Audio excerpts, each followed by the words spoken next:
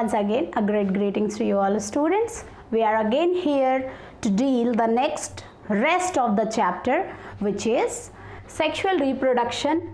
Part 2, you can say that events in sexual reproduction. The actual topic is events in sexual reproduction. In the previous lecture, lecture number 2, we have already discussed what is the sexual reproduction, right?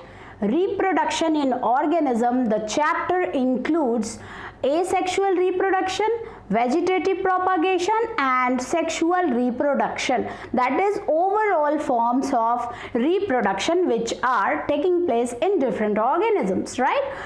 Already we have in lecture 1 completed the asexual mode of reproduction, what are the types of asexual reproduction and vegetative propagation almost. In the next lecture we have started sexual mode of reproduction in different organisms, in which we have discussed oestrus cycle, menstrual cycle and about different types of plants few plants exhibit annual, few are biennial and few exhibit perennial life cycle, right? In this lecture we are going to deal only the very concise topic, that is events in sexual reproduction.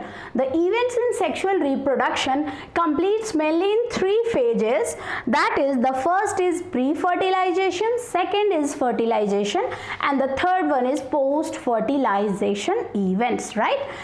So what the NCERT deals about these 3 topics, we are going to start it, right? If you are not understanding my language or any difficulty in my language, please kindly comment me about my speaking style or about your understanding style, right? If you are uncomfortable with that. Next we are going to deal, but I am here mainly to give my knowledge to the slow learners, right? Very fast learner or very brilliant students are already brilliant. I want the slow learners to become brilliant, right? My internal desire is to make slow learner a fast learner, right? This is the main principle of my teaching style. मेरे पढ़ाने का main उद्देश्य यही है कि जो slow learner हैं, जो कमज़ोर हैं पढ़ने में बट साइंस लेके कुछ आगे करना चाहते हैं, तो ये वीडियोस मैंने उन्हीं के लिए बेसिकली बनाया है, ठीक है? इसी वजह से मैं हिंदी ज़्यादा यूज़ करती हूँ सो दैट कि यू विल बी कंफर्टेबल, और अगर तब भी आपको दिक्कत हो तो आप मुझे कमेंट कर सकते हैं, right? Next, according to NCERT, we are going to start events in sexual reproduction, my lecture 3, which starts with 3 topics, that is post-fertilization, fertilization and pre-fertilization, fertilization and post-fertilization, right? So NCERT deals that after attainment of maturity, all sexually reproducing organisms exhibit events and processes that have remarkable fundamental similarity, even though the structures associated with sexual reproduction are indeed very different. ठीक है, तो जितने भी organism हैं ये सबको include करके बताता है कि यह जो प्रोसेस है वो काफ़ी कॉम्प्लेक्स है और अलग अलग जीवों में ये अलग अलग तरह का सेक्सुअल रिप्रोडक्शन का इंटरनल ऑर्गन होता है, राइट?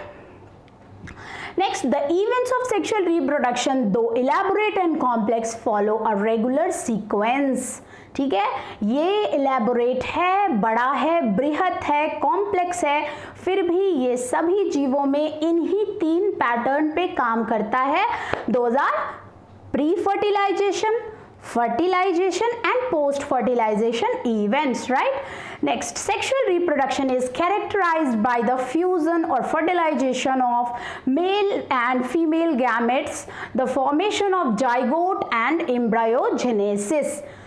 तो मेन हमें 5 टॉपिक्स को डील करना है. फर्स्ट है हमारा pre fertilization, then fertilization, then post fertilization and after that we are going to deal with complete zygote and then embryogenesis, right? Next, so let us start with pre-fertilization event.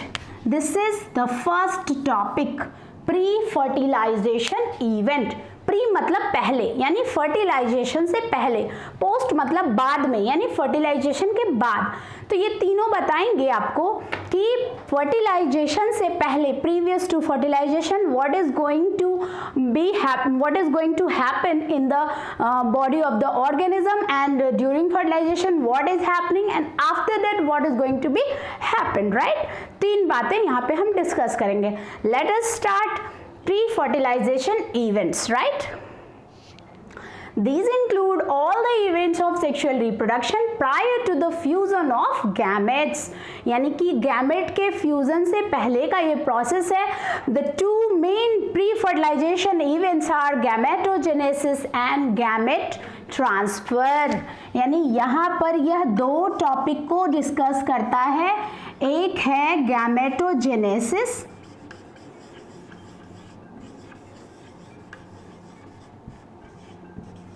right? First one is gametogenesis and second one is gamete transfer.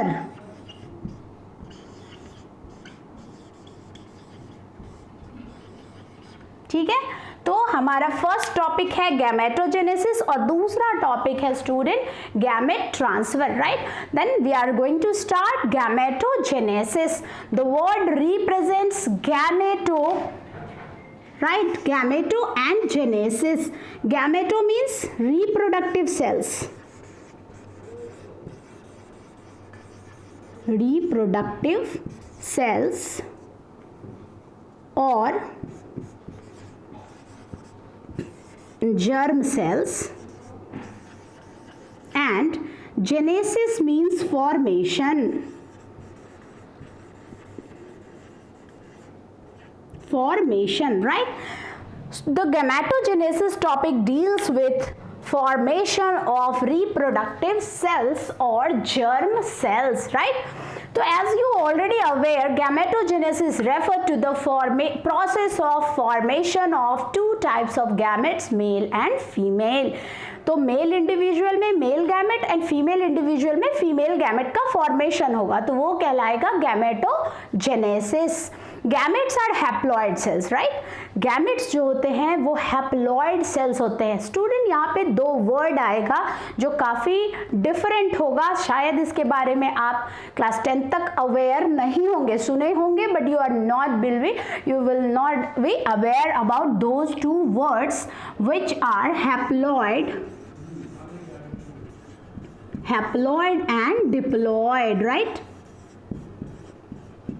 Haploid and diploid. Haploid means single set of chromosome,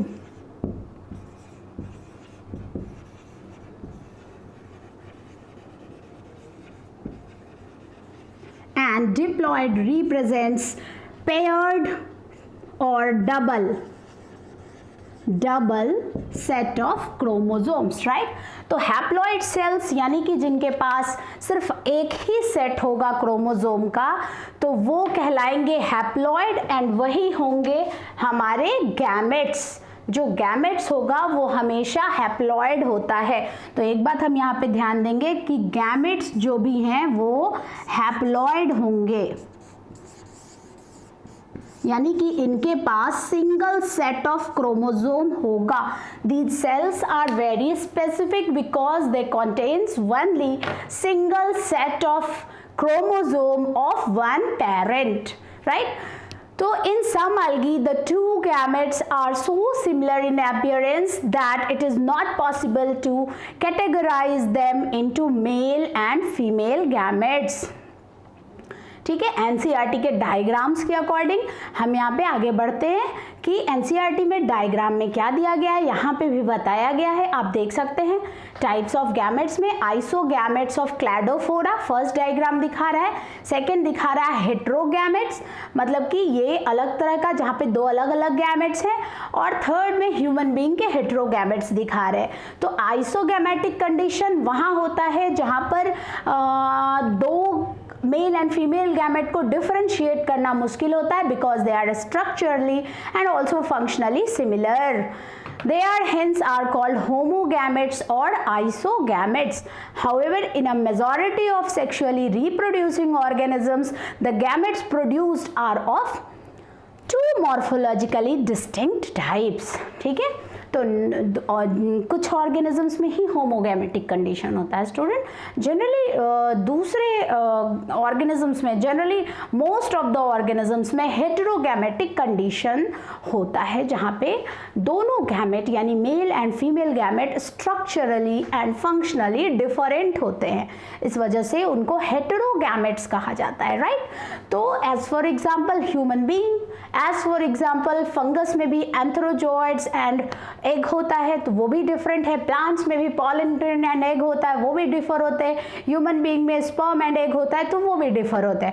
then we can say that these all organisms belong to heterogametic, right. तो यहाँ पे हमने समझा कि या तो आइसोगैमेटिक situation हो सकता है या फिर हेटेरोगैमेटिक सिचुएशन हो सकता है.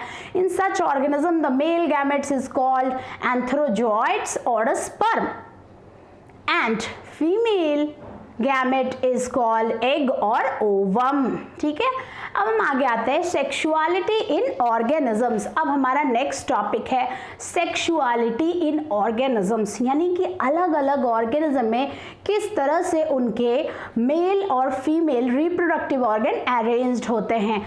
यानी कि कुछ ऑर्गन, मतलब यानी कि यहाँ पे ओवरऑल आपको हर एक ऑर्गेनिज्म के बारे में बताया जाएगा कि वह मेल है या फीमेल है या फिर दोनों है. ठीक है, तो next, sexual reproduction in organisms generally involve the fusion of gametes from two different individuals. तो sexual reproduction का general meaning यही होता है कि formation and fusion of male and female gametes which are produced by two different individuals, right? But this is not always true. लेकिन ये हमेशा सत्य नहीं है, क्योंकि from your recollection of example studied in class 11th you can identify causes where self fertilization is observed. हमने देखा है बहुत सारे केसेस में, जैसे कि प्लांट्स के केस में जब एक ही फ्लावर में मेल एंड फीमेल दोनों गैमेट का फॉर्मेशन होता है, उस टाइम में स्टूडेंट हम वहाँ देख सकते हैं कि सिंगल प्लांट में ही बाइसेक्सुअल कंडीशन होता है. वहाँ पर ही एक ही प्लांट में दोनों गैमेट बनते हैं और सेल्फ फर्टिलाइजेशन भी होता है. ठीक है, plants may have both male and female reproductive structures in the same plant.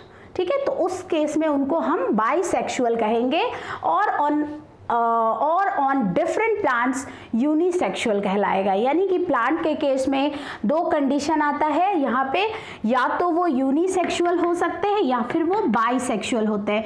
Unisexual का केस रहेगा तो उन एक प्लांट में एक ही फ्लावर होगा, मतलब एक ही तरह के या तो वो मेल होगा या फिर वो फीमेल होगा. ये फ्लावर के लिए भी हो सकता है. ठीक है, तो उस कंडीशन में हम उसे स्टैमिनेट या फिर पिस्टिलेट कहेंगे. स्टैमिनेट कब कहेंगे? जब उसमें सिर्फ मेल रिप्रोडक्टिव ऑर्गन होगा, यानी केवल वो पॉलन ग्रेन्स प्रोड्यूस करेगा. और पिस्टिलेट कब कहेंगे? जब केवल वो एग प्रोड्यूस करता होगा. ठीक है, यानी फीमेल प्लांट को या फीमेल फ्लावर को हम पिस्टिलेट कह सकते हैं और मेल को हम स्टैमिनेट कह सकते हैं. राइट स्टूडेंट्स, चलिए, in several fungi and plants terms such as homothallic and monoecious are used to denote the bisexual condition, and heterothalic and dioecious terms are used to describe unisexual conditions in flowering. ठीक है, तो यहाँ पे क्या कह रहा है कि फंगस के केस में हम जब एक ही फंगस में, लाइक सपोज कीजिए कि यही एक फंगस है जिसमें मेल पार्ट भी है और फीमेल पार्ट भी है, तो ये केस कहलाता है होमोथैलिक. होमोथैलिक, ठीक है. तो यहाँ पे क्या हम देख सकते हैं कि एक ही प्लांट में ये मेल वाला पार्ट भी है और फीमेल वाला पार्ट भी है, एक ही सिंगल में. ठीक है, तो ये होमोथैलिक कंडीशन हो सकता है. ठीक है, तो ये फंगस के केस में हो सकता है. उसी चीज़ को हम मोनोएशियस कहेंगे जब हम प्लांट की बात करेंगे, ठीक है, कि एक ही प्लांट में जब मेल एंड फीमेल दोनों प्रेजेंट होगा तो वो कहलाएगा मोनोएशियस, ठीक है, बाइसेक्सुअल कंडीशन को डिनोट करने के लिए। तो यहाँ पे आप देख सकते हैं मोनोएशियस, बाइसेक्सुअल एंड होमोथैलिक, तीनों एक वर्ड को यूज किया गया है, ठीक है। तो मोनोएशियस कंडीशन में एक ही प्लांट में मेल एंड फीमेल दोनों प्रेजेंट हो सकते हैं, ठीक है। नेक्स्ट क्या है कि हेटेरोथैलिक कंडीशन कब होगा? हेटेरोथैलिक नेक्स्ट कंडीशन यानी कि यूनिसेक्सुअल फ्लावर्स जब होंगे या यूनिसेक्सुअल कंडीशन जब होगा तो वो कहलाएगा डायोएशियस, ठीक है, डायोएशियस कहला सकता है या फिर यूनिसेक्सुअल कहला सकता है, ठीक है ना स्टूडेंट। तो यहाँ पे हम देखेंगे कि monoecious condition is bisexual and homothallic and dioecious condition is unisexual and heterothallic condition, ठीक है। तो यहाँ पे हम देख सकते हैं, आगे बढ़ते हैं, हमने देखा in flowering plant the unisexual male flower, अब यूनिसेक्सुअल है तो वो तो यानी कि या तो वो मेल हो सकता है या फिर फीमेल हो सकता है। तो अगर वो स्टैमिनेट है तो यानी कि ये क्या हो गया? मेल, और ये क्या हो गया? फीमेल, पिस्टिलेट हो गया। तो दोनों अलग अलग कंडीशन हो सकते हैं, या तो वो मेल हो सकता है या फिर वो फीमेल हो सकता है। तो जो स्टैमिनेट होगा वो पॉलन ग्रेन प्रोड्यूस करेगा और जो पिस्टिलेट होगा वो एग प्रोड्यूस करेगा, ठीक है। In some flowering plants, both male and female flowers may be present on the same individual, monoecious, or on separate individual, dioecious. ठीक है, तो कभी वो कंडीशन मोनोएशियस होगा और किसी में वो कंडीशन डायोएशियस होगा। जब दो अलग अलग प्लांट में अलग अलग फ्लावर होंगे, मेल फ्लावर का एक प्लांट, फीमेल फ्लावर का एक प्लांट, तो वो डायोएशियस कंडीशन होगा। और जब एक ही प्लांट में या तो यूनिसेक्सुअल फ्लावर भी वहाँ प्रेजेंट होंगे, बाइसेक्सुअल फ्लावर भी वहाँ प्रेजेंट होंगे, ठीक है, यानी मेल फ्लावर भी और फीमेल फ्लावर भी वहाँ पाया जाएगा। That plant is called monoecious, right.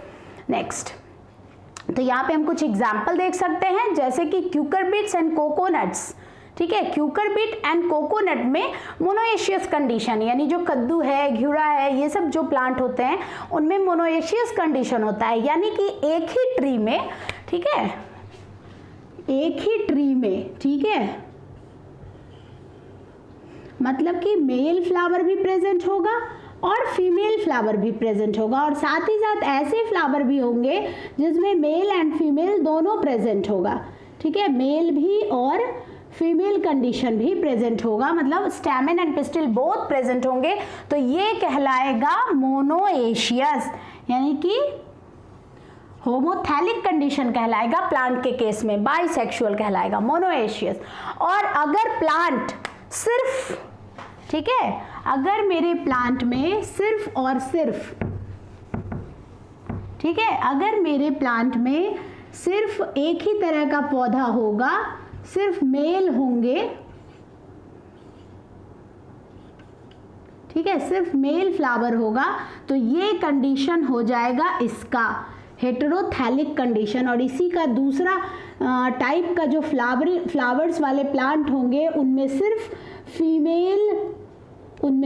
Female part present होगा, यानी कि वहां पर सिर्फ एग प्रोडक्शन होता होगा। तो इस तरह का जो कंडीशन होता है वो कहलाता है स्टूडेंट, मतलब कि right, this condition is called heterothallic, that is unisexual plant, ठीक है।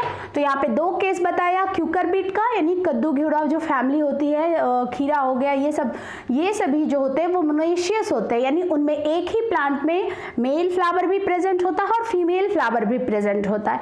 But few plants like papaya and date palm show separate individuals, मतलब few papaya plant is male and few papaya plant is female. मतलब कि अगर आपके घर में papaya आपने लगाया, पड़ोस में भी किसी ने पपाया लगाया, मे बी कि आपके पपाया में फ्लावरिंग होगी बट फ्रूटिंग नहीं होगी, लेकिन बगल वाले के घर में फ्लावरिंग भी होगी और फ्रूटिंग भी होगी, तो हम क्या कहते हैं कि ये पपाया खराब हो गया, ये हो गया, वो गया। नहीं, that is male plant which have given his pollen grains to that plant which is already seeded in your neighbourhood, right. तो उनके घर में जो पपाया हुआ वो पपाया आप ही के प्लांट के पॉलन ग्रेन से हुआ, बट आपको उसमें से कुछ नहीं मिलने जा रहा, क्योंकि उनको लगा कि उनके पपाया का वो प्लांट था नहीं जिसमें फ्लावरिंग फ्रूटिंग दोनों होती है, वो प्लांट फीमेल प्लांट हो गया पपाया का, और जिसमें सिर्फ फ्लावरिंग हुई, ठीक है, फ्रूटिंग नहीं हुई, वो मेल प्लांट हो गया पपाया का। बट जरूरत दोनों की है, क्योंकि अगर मेल प्लांट नहीं रहेगा तो पॉलन ग्रेन जाएंगे ही नहीं, फ्रूटिंग होगी ही नहीं वहां पे, ठीक है। तो ये हो गया। चलिए नेक्स्ट बढ़ते हैं, अर्थवर्म। अब हम एनिमल के केस में आते हैं, ठीक है। We can see few diagrams which are already described in your NCERT book, right? तो अर्थवर्म के केस में क्या होता है स्टूडेंट, आप देख सकते हैं कि ये हर्माफ्रोडाइट कंडीशन है। हर्माफ्रोडाइट कंडीशन क्या होता है? हर्माफ्रोडाइट कंडीशन आपको बताता है कि जो आपका ऑर्गेनिज्म है like earthworm is containing both type of reproductive organ, that is male reproductive organ and female reproductive organ, that this earthworm contains both testis as well as ovary, क्योंकि उसमें दोनों ही चीज प्रेजेंट है, तो वो कहलाता है हर्माफ्रोडाइट। कुछ और भी एग्जाम्पल यहाँ पे दिया है बाइसेक्सुअल एनिमल्स का जिन्हें हम हर्माफ्रोडाइट कह सकते हैं, तो अर्थवर्म है, स्पॉन्जेस है, टेपवर्म, लीच, ये कुछ एग्जाम्पल हैं जो हर्माफ्रोडाइट एनिमल है, यानी कि इनमें mail and female reproductive organ दोनों प्रेजेंट होता है, but they reproduces never by itself, they always reproduce with two different organisms, यानी कि यहाँ पे इनके पास दोनों ऑर्गन होगा, बट ये कभी भी सेल्फ फर्टिलाइजेशन नहीं करते, ये जब भी फर्टिलाइजेशन करते हैं तो अदर ऑर्गेनिज्म के हेल्प से करते हैं, यानी अगर इनका एग है तो स्पर्म किसी और इंडिविजुअल से लेंगे, या फिर अगर इनका स्पर्म है तो ये अदर इंडिविजुअल को डोनेट करेंगे, राइट। तो यहाँ पे फर्टिलाइजेशन इनमें कभी भी सेल्फ नहीं होता है, रेयरली, ठीक है। नेक्स्ट बढ़ते हैं, सबसे इंपॉर्टेंट बात है cell division during gamete formation. Students यहाँ पे सबसे इंपॉर्टेंट बात ये कहा जा रहा है कि आखिर ये गैमेट बनते कैसे हैं, which cell division occurs during this type of gamete formation. Yes, the answer is meiosis, ठीक है। टोटल दो टाइप के सेल डिवीजन होते हैं, mitosis and meiosis, but meiosis is responsible for the formation of germ cells, that is haploid cells. Meiosis always produces 4 haploid cells in which the chromosome numbers are single set of chromosomes are present, that is half number of chromosomes present from the parent body cells, right. तो जितना parent के normal body cell में chromosomes होंगे उसका half chromosome यहाँ पर पाया जाता है, ठीक है। तो नेक्स्ट हम आगे बढ़ते हैं, यहाँ पर आपको एक और चीज़ बताया गया है कि मियोसिस सेल डिवीजन के बाद डिफरेंट टाइप के gametes in all heterogametic species are of 2 types, male and female. Gametes are haploid, so the parent plant body from which they arises may be either haploid or diploid. A haploid parent produces gametes by mitotic division. अगर haploid parent है तो ये algae इन सब के condition में होता है, तो वहाँ पे meiosis की जरूरत नहीं होती क्योंकि वो ऑलरेडी haploid बॉडी ही है उनका, तो उनके हर एक सेल में जो क्रोमोसोम नंबर होगा वो हाफ ही होगा, तो वहाँ पे सिर्फ माइटोसिस से वो जो सेल बनाएंगे वो रिप्रोड्यूस करने की स्थिति में रहेगा बिकॉज वो ऑलरेडी हैप्लॉइड हैं. Several organisms belonging to Monera, fungi, algae and bryophytes have haploid plant body. ये पॉइंट याद कर लीजिएगा क्योंकि काफ़ी इंपॉर्टेंट है. यहाँ पे आपको बता रहा है कि Monera, fungus, algae and bryophytes के जो कुछ ऑर्गेनिजम्स होते हैं वो हैप्लॉइड प्लांट बॉडी रखते हैं, but organism belonging to pteridophyta, gymnosperm, angiosperm and most of the animals including human being, the parental body is diploid, that is they contain double set of chromosomes or paired chromosomes. It is obvious that meiosis, the reduction division has to occur if the diploid body has to produce haploid gametes. अगर किसी diploid body को reproduction के लिए cells बनाने हैं तो वहाँ पर उसे meiosis cell division से गुजरना होगा, because meiosis is the cell division for production of haploid cells. इस point को याद कर लेंगे, ठीक है, क्योंकि हैप्लॉइड सेल्स बनाने के लिए मियोसिस का होना ज़रूरी होता है. मियोसिस के बाद ही डबल सेट ऑफ क्रोमोसोम वाले ऑर्गेनिज्म एबल हो जाते हैं कि वो सिंगल सेट ऑफ क्रोमोसोम वाले सेल्स को बना सके, जिन्हें हम रिप्रोडक्टिव सेल कहेंगे या फिर जर्म सेल कहते हैं. इन डिप्लॉयड ऑर्गेनिज्म स्पेशलाइज सेल्स, अब पूरा का पूरा बॉडी का सेल ही नहीं डिवाइड करेगा, स्पेशल सेल होते हैं जिन्हें मियोसाइट्स कहा जाता है. Myocytes,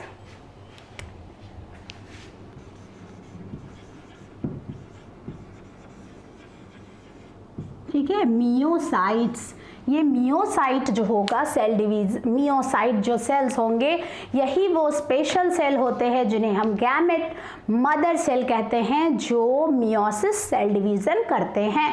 After meiosis cell division, these myocytes are become able to produce, ठीक है, to produce haploid cells. ठीक है, at the end of meiosis only one set of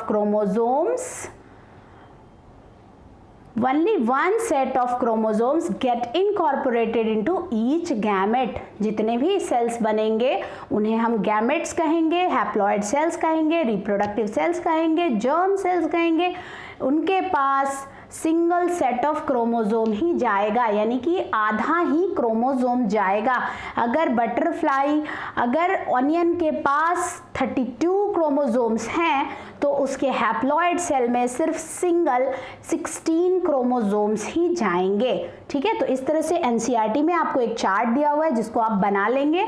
जितना भी डिप्लॉयड दिया होगा वो डबल होगा, 2n कहते हैं डिप्लॉयड को, और जो भी हैप्लॉयड होता है उसे हम, ठीक है, जो भी हैप्लॉइड होगा उसे हम n से रिप्रेजेंट करते हैं और जो डिप्लॉयड होगा उसे हम 2n से रिप्रेजेंट करते हैं स्टूडेंट्स. ठीक है, 2n means double and n means single set of chromosome. Exceptions are few fungi and algae in which both types of gametes are motile. यहाँ पे बताया जा रहा है कि जनरली फीमेल गैमेट जो होती हैं वो नॉन मोटाइल होती हैं और मेल गैमेट जो होता है वो मोटाइल होता है. इन majority of organisms male gamete is motile and the female gamete is stationary, वो एक ही जगह पे रहेगा, जबकि मेल गैमेट जो है वो फर्टिलाइज करेगा आके, मोटाइल होता है वो. ठीक है, जैसे स्पर्म में भी आप देखेंगे एक टेल रहता है पीछे की तरफ. ठीक है, तो वो मोटाइल होते हैं और वो एग तक पहुंचते हैं और उसे फर्टिलाइज करते हैं, राइट. बट फ्यू केसेस में क्या होता है कि दोनों ही गैमेट मूव कर सकते हैं, दोनों ही मोटाइल होते हैं. ठीक है, तो यहाँ पे कुछ और है. In several simple plants like algae, bryophytes and pteridophyte, water is the medium through which their gamete transfer take place. तो अब हम यहाँ पे दूसरे टॉपिक की तरफ आ गए, जो हमारा सेकंड टॉपिक है गैमेट ट्रांसफर. यानी कि हमारा गैमेटोजेनेसिस, गैमेट के फॉर्मेशन वाली बात जो थी वो खत्म हो गई. तो यहाँ पे सबसे इंपॉर्टेंट बात ये आया, मियोसिस. ठीक है, यानी कि गैमेट फॉर्मेशन के लिए मियोसिस होना जरूरी है और वो मियोसाइट्स में होता है. ठीक है, तो यहाँ पे हम इसको पोस्ट फर्टिलाइजेशन इवेंट में हम इस बात को कह सकते हैं कि ये मियोसाइट्स जो होते हैं यही मियोसिस करते हैं. ठीक है, और मियोसिस के बाद यही जो है वो गैमेट्स का फॉर्मेशन करते हैं. ठीक है, यहीं से हैप्लॉइड गैमेट्स का फॉर्मेशन होता है. Meiocyte that is also called as gamete mother cell. ये गैमेट मदर सेल है. ठीक है, गैमेट मदर सेल को हम मियोसाइट भी कहते हैं, जो मियोसिस करके गैमेट का फॉर्मेशन करता है स्टूडेंट. तो ये टॉपिक हमारा यहीं खत्म हुआ. अब हम नेक्स्ट टॉपिक की तरफ चलते हैं, गैमेट ट्रांसफर. तो गैमेट ट्रांसफर कैसे होगा, यानी कि गैमेट का मूवमेंट, कैसे दो गैमेट पहुंचेंगे एक दूसरे तक और फ्यूज करेंगे. तो जनरली मेल गैमेट जो होता है वो मोटाइल होता है और जनरली फीमेल गैमेट जो होती हैं वो स्टेशनरी होती हैं.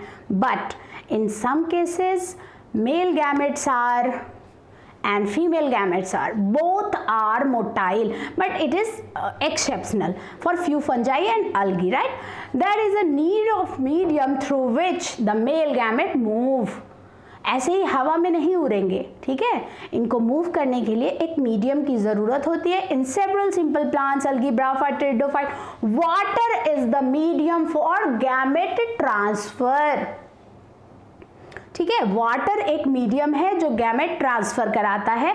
ए large number of the male gametes however fail to reach the female gamete. तो क्या होता है कि जब पानी में बह के जाना है फीमेल गैमेट तक, तो बहुत सारे गैमेट इधर उधर बिखर जाते हैं. इस वजह से बहुत ज़्यादा नंबर ऑफ गैमेट्स प्रोड्यूस करना पड़ता है दीज ऑर्गेनिजम्स को, सो दैट कि कुछ तो जाएगा, कुछ तो फर्टिलाइज करेगा.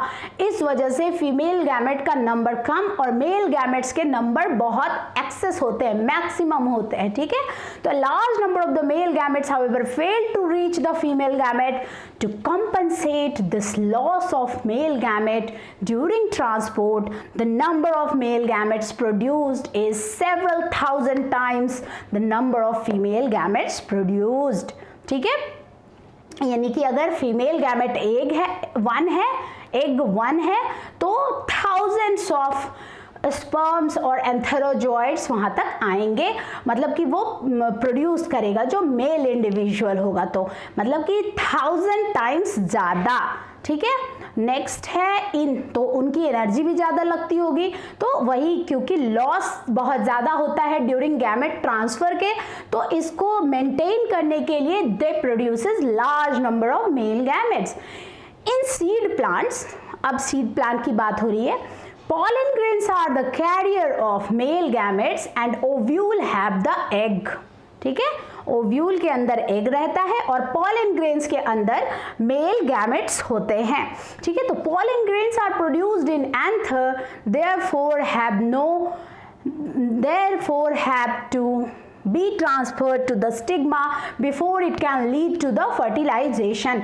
यानी कि pollen grains जो हैं वो एंथर में बनते हैं और स्टिग्मा के ऊपर उनको पहुंचना होता है, तो वो थोड़े नज़दीक होते हैं. अगर एक ही फ्लावर में है तो pollen grain easily वहाँ तक पहुंच सकता है, स्टिग्मा तक. ठीक है, तो इन बाइसेक्सुअल, ठीक है, यूनिसेक्सुअल अलग अलग की नहीं, बाइसेक्सुअल की बात हो रही है, जहाँ पे एक ही ऑर्गेनिज्म में दोनों गैमेट प्रेजेंट हैं अगर, तो वहाँ पे क्या होगा, in bisexual self fertilizing plants, pea example के लिए पी लिया है यहाँ पर, transfer of pollen grain to the stigma is relatively easy by anthers and stigma are located close to each other. अब छोटा सा फूल है, उसी में मेल भी है प्रेजेंट, उसी में फीमेल भी है प्रेजेंट, तो आराम से वहाँ पे इजिली गैमेट ट्रांसफर होता है. वहाँ पे कोई ज़्यादा रिस्क नहीं होता कि हाँ बहुत ज़्यादा लॉस ऑफ गैमेट होने वाला है, बहुत ज़्यादा चांसेस है कि फर्टिलाइजेशन नहीं होगा. नहीं, जब प्लांट बाइसेक्सुअल है, फ्लावर बाइसेक्सुअल है, तो वहां पे कंडीशन बहुत ही कंफर्टेबल होते हैं. That's why they perform self fertilization. तो यहाँ पे इजी हो जाता है pollen grains soon after they are shed come in contact with the stigma. बहुत जल्दी वो स्टिग्मा पे जाते हैं और जर्मिनेट करके नीचे ओव्यूल के अंदर जो एग प्रेजेंट है वहाँ तक गैमेट्स को पहुँचाते हैं और इजीली वहाँ पे फर्टिलाइजेशन हो जाता है.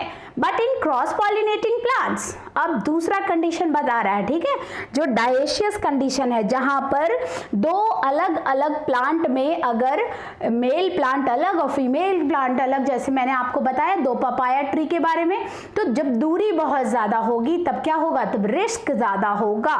ठीक है, a specialized event called pollination. Pollination facilitates transfer of pollen grains to the stigma. यानी कि pollination से वहां पर pollen grains का ट्रांसफर होगा कहाँ तक, स्टिग्मा तक. ठीक है, different types of pollinating agents वहां पे लगते हैं. आपको पता है पॉलिनेटिंग एजेंट का क्या काम होता है, to transfer to help the pollen grains reach the stigma, right. तो पॉलन ग्रेन्स को स्टिग्मा तक पहुंचाना पॉलिनेटिंग एजेंट का काम होता है and this process is called pollination.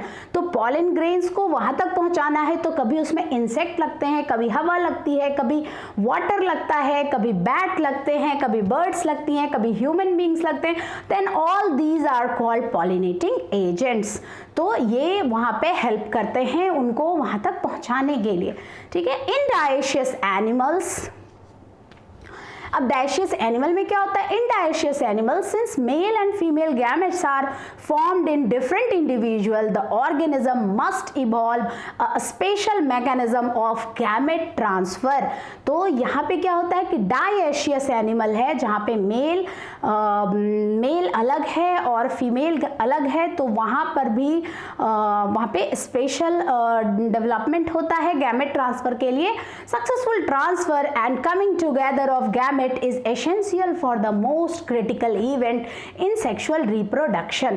तो जब अगर सक्सेसफुल ट्रांसफर हो गया mail gamete and female gamete का, वो पहुंच गए एक दूसरे की जगह पे, तो वहीं पर स्टार्ट होता है एक स्पेशल इवेंट जिसका नाम है the second event called fertilization, ठीक है। It is one of the most important phase of sexual reproduction which we will deal in lecture number 4, right। तो तब तक के लिए हम लोगों ने यहाँ पे कुछ डायग्राम्स को देखा, एनसीईआरटी को रीड किया और एनसीईआरटी में एक चार्ट दिया है जिसमें आपको डिप्लॉयड एंड हैप्लॉयड के सेट को बनाना है। तो स्टूडेंट लगे हाथ उसे कंप्लीट कर लीजिएगा। तब तक के लिए till then take care, bye bye.